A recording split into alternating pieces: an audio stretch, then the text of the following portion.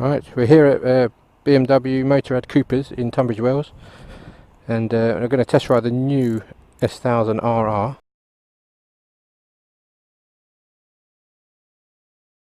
Let's see what it's like to get on.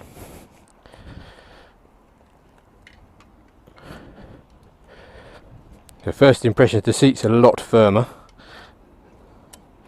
and actually the bars feel a bit wider and a bit higher up.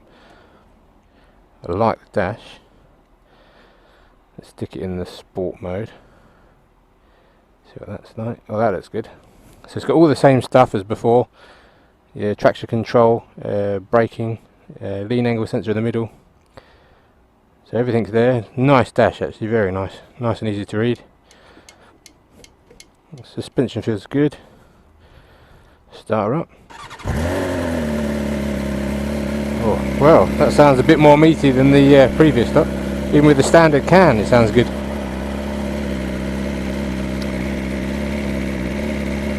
The mirrors are good, a bit vibraty on the mirrors, you can see that. They're wobbling a bit at idle. I like the way the there we go, we're kicking in there and it's starting to warm up, and the red band moves. Very similar to the GS in that respect. There we go, we're getting more rev range. Very nice. Okay, let's see what mode we're in. So road, dynamic, race, rain. Well, let's start in road and see what happens. The clutch is quite high on this one. Much higher clutch. Actually, turning circle's not too bad. Immediately that feels smooth. The weight difference is quite apparent. Much easier to turn in. It's nicely balanced, even at low RPM it feels good. Let's see what it's like in the town.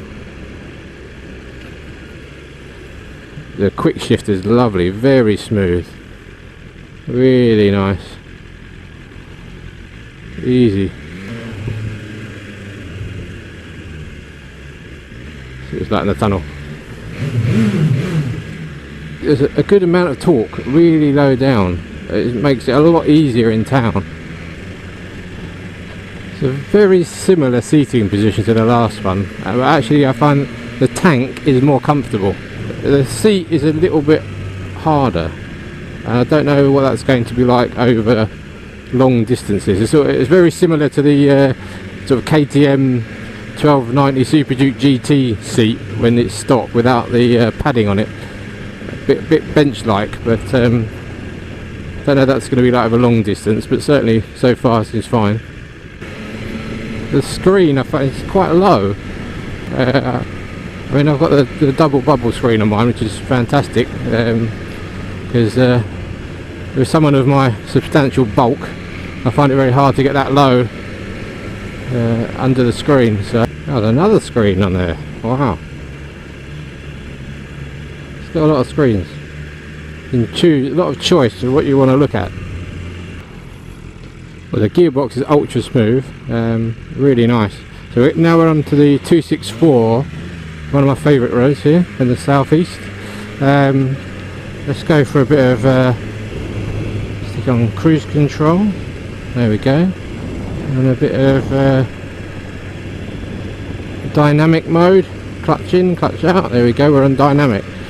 Okay, let's go, see what it's like.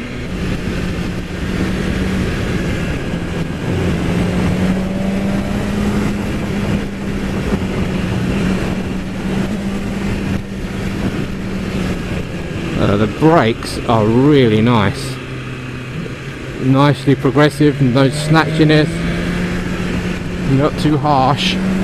Really give a good bite. Oh, that's really nice, and the tank really helps take the weight off your hand on the braking. You dig your knees in really nicely. The handling is absolutely brilliant. It's so much easier. I think the wider bars, less weight, maybe the wheels are really helping. effortless, absolutely effortless. Oh, that's typical. It's a really nice road this, but you just have to catch it at the right time, otherwise you're just sitting in traffic.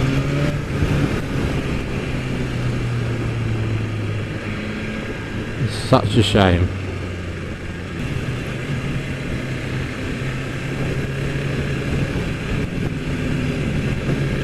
So we're in dynamic mode. It's quite nice actually. It's not too harsh. You can definitely feel the bumps, but it's very composed, I have to say. Very composed.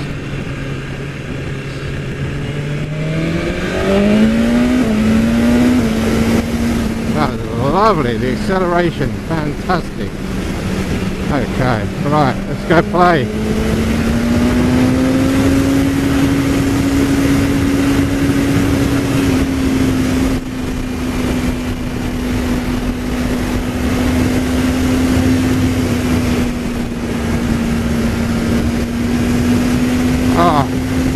With your feet on the pegs, your knees just automatically dig into the tank, and it feels fantastic. The ergonomics are another step up from the old bike.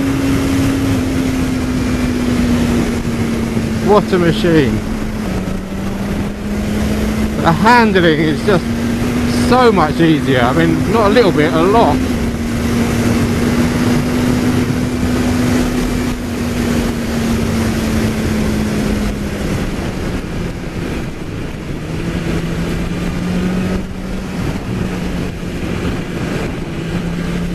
The grip just oozes. You can feel it underneath you. Beautifully balanced. Even from the out of the box, it feels brilliant. I mean, with a few little tweaks here and there, I think this is going to be an awesome machine. Oh, well, it is an awesome machine. It feels just as fast as my bike with all that work out of the box. It's amazing. Maybe worth sticking a nice Akrapovic system on it, having it mapped. I mean, I think if you could remove the throttle response restrictions from the Euro 5, it would make it even smoother. It's still a bit jerky. When you're asking for throttle, it's never going to give you what you want until you have that removed.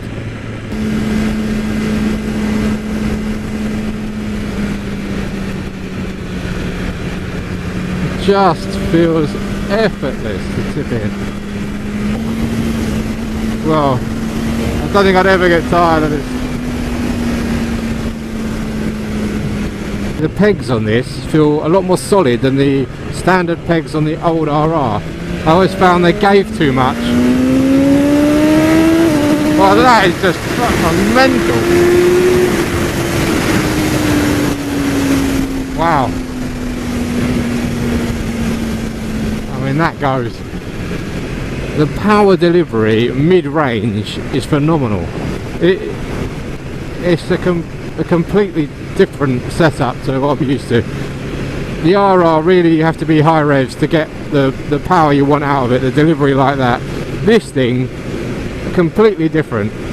From low range revs all the way through, it pulls like a train, non-stop. The brakes actually, I mean, they feel brilliant. I was a bit apprehensive when they moved away from the Brembos, but I think actually the Brembos had a really hard initial bite, and this just hasn't, and they're very progressive and they've got a great feel to them. I don't know what they're going to be like on track. I'd like to get this on circuit at Thruxton maybe. I don't know if that's possible, but I will ask. Take it on a skills day with the IAM and see how it behaves there. I mean, that would be ideal. I did that with the previous model RR, and that was a really good test, road and track. The steering is on another level.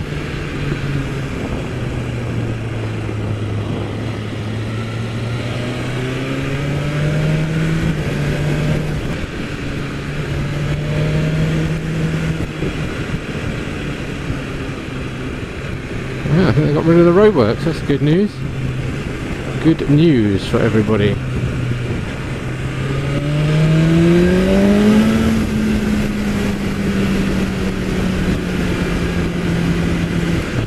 Test of the brake. 3, 2, in we go. Wow, nice brakes, much nicer, smooth.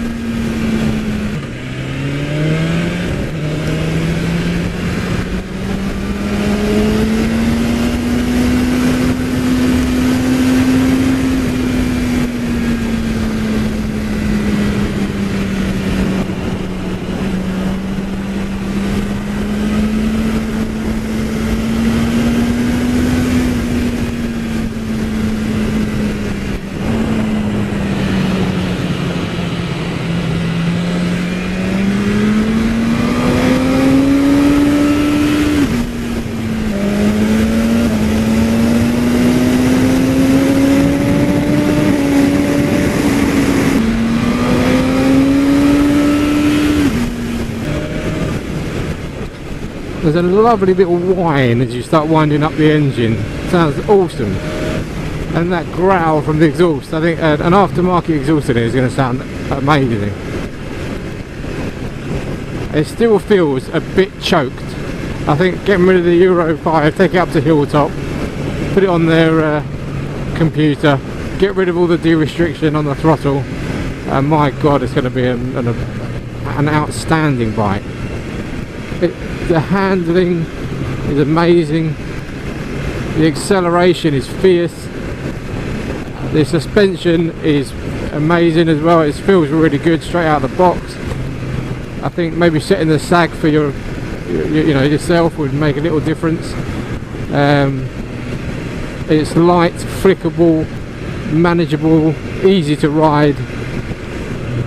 I think the only complaints I've got is the screen's a bit low, and the seat is a little bit hard. But so far, we've been riding for nearly 2 hours, and it's fine. It's a little harder than my old seat, but you know, manageable. It's not hurting, that's for sure. I don't know what it'd be like. You know, we just did a trip to Spain, went through France, and the first day was 550 odd miles, and I don't know how your backside would fare after that, but certainly for a couple of hours it's been absolutely fine. So I've just connected the app that I have for my GS. It works with this as well, so it picks up what bike you're on, maps your routes that you've done, records everything, time, all the data, and it records on your app on your phone.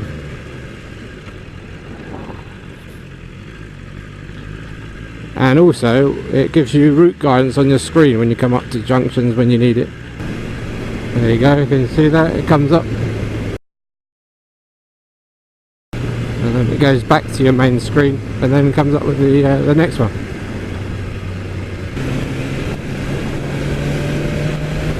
Even on a bumpy road like this, it feels composed. You know, the previous model out of the factory, I used to get bumped all over the place, just sit out the seat, and the suspension is firmer, but it's more forgiving. It's odd. It soaks up the bumps whilst remaining maintaining quite a firm ride, but it doesn't bump you out of your seat, and it soaks it up nicely. Just like the old bike, this bike seems to get quite hot. My right foot is being cooked. It's fine once you're going properly, but as soon as you get into the lower speed, into towns, it does start to heat up. I mean, it's not the end of the world, but it's still quite warm. So we're just going to stop here for a bite to eat at the Butcher's Hook Cafe. It's quite a nice place to stop. See if we can get the bike in here somewhere. That'll do.